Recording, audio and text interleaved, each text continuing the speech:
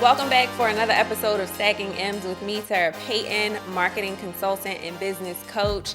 You know here on the podcast that we focus on marketing, money, and mindset. And so one of the things that I want to talk to you about today is your business model. A lot of people get into business and they either don't have a business model or they choose a business model based off of what they see other people doing.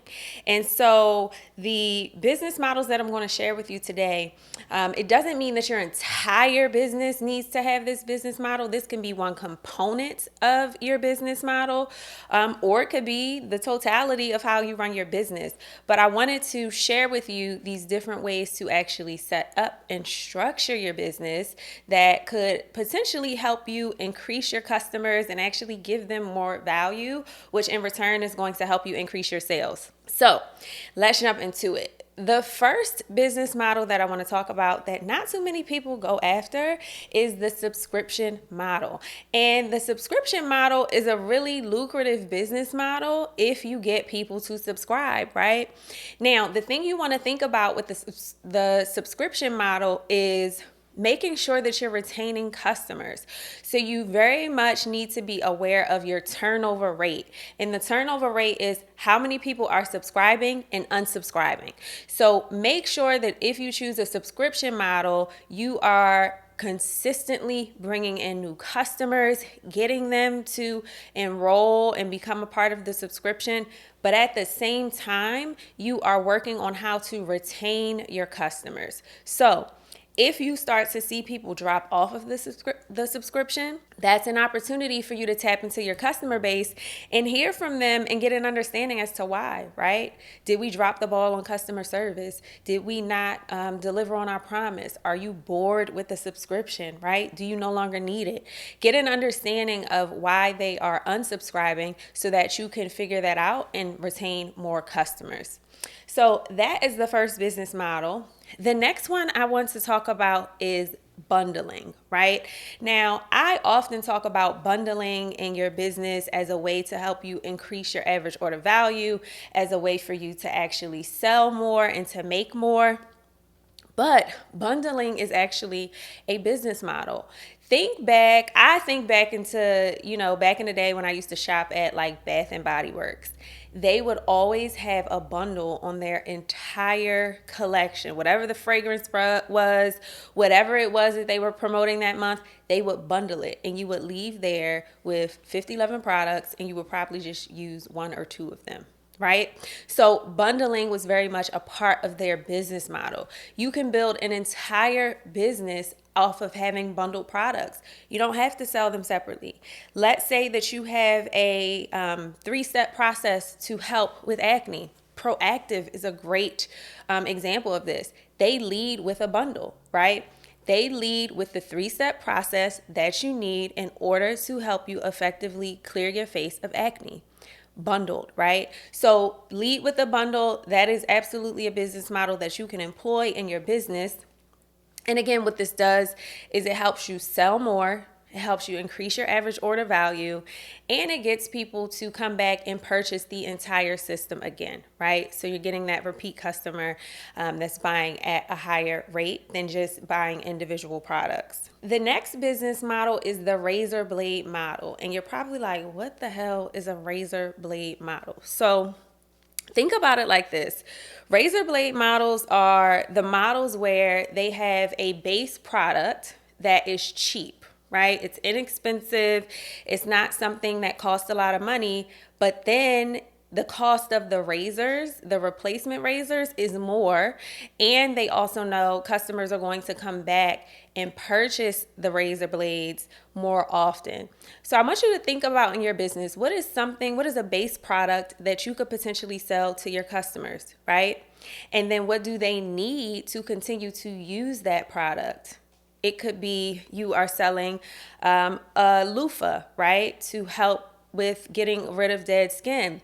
But in order to effectively use the loofah, they need to consistently come back and buy your body wash. And you sell the body wash and they'll keep coming back to buy the body wash. But the entry point was the low selling point or the low price point of the actual loofah. So Another business model, and this has been done by brands like Tom's and others, where you buy one product and then they will donate a product somewhere else. This really goes towards showing and displaying the brand values within the actual business model. So you are actually helping someone out when you're making a purchase.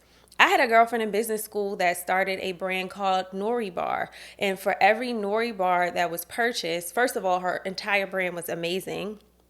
And the brand was based upon, it was vegan, it was all natural, it was healthy, it was a great way for you to have a snack throughout the day. But for every bar that was purchased, she actually donated food to different countries where they were in need of food. So she was helping feed people who had a hard time getting access to food while she was also growing her brand, right? And the reason why people really resonated with that is because they felt that they were being charitable by buying these products, right? So some of the other brands that actually do this are Warby Parker, right? Soapbox. So think about that. If that is important to your brand, if that is something that you value, something that you want to put as a part of your business model, you could do the one-to-one business model strategy. Now, another business model, and this is the most common, and this is most likely where you fall right now, is the retailer model. I think this is the most well known, is what you see everyone else doing, where you buy a product and then you sell it.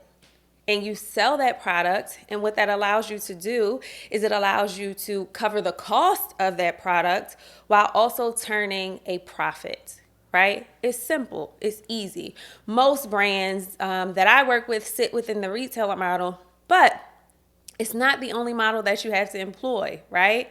And so when you think about the retailer model, it's really about customer experience. A lot of times what happens in this model is you may be buying a product to sell that is very similar to a competitor. Or if you're using the same manufacturers, you probably are buying the exact same product.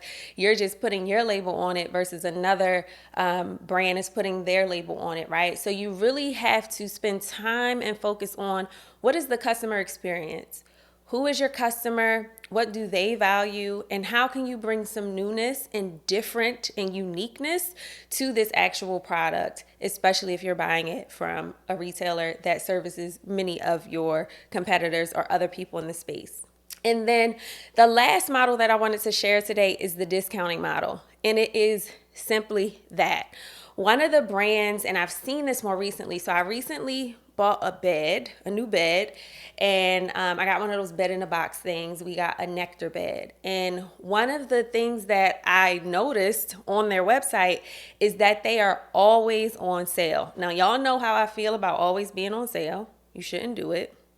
However, I understand that this is a strategy that they use to get people to think that the product is actually on sale, when in actuality, they're selling it at the price point that gets them the specific profit that they want, and they're marking it down. So if you want to lead with that strategy, that is something that you can do, or it's something that you can employ throughout your time in running your business. Now, again, you don't just have to have one of these strategies as your business model. You can employ many of them at the same time, but I would say sit down and really think about what makes the most sense for your brand.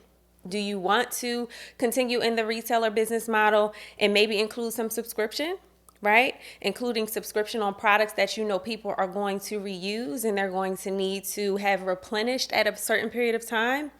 What also happens with the subscription model, which I really love about it, is you get recurring revenue. So it's really good with helping you predict your profitability and your revenue and your sales, right? You can also predict when you're going to have a dip in that because you may be losing customers.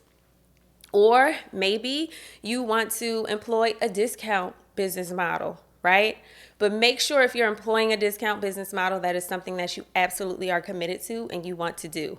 Okay, So take some time, think about the business models. What makes sense for you? What makes sense for your brand? What doesn't make sense for your brand? Maybe none of it makes sense for your brand. Maybe there's another business model that you want to employ for your business. Whatever it is, there's no one size fits all in entrepreneurship, and there's no one size fits all for your brand. So think about it. Think about the cost, right? Think about the experience that it's going to have for your customers. Think about how it's going to impact your operations. You have to look at these things holistically and really figure out what is the best for you. So that is the episode for today. Thank you so much for joining, and I will see you next time. The more you push yourself personally, the more you're actually going to be able to push yourself in business.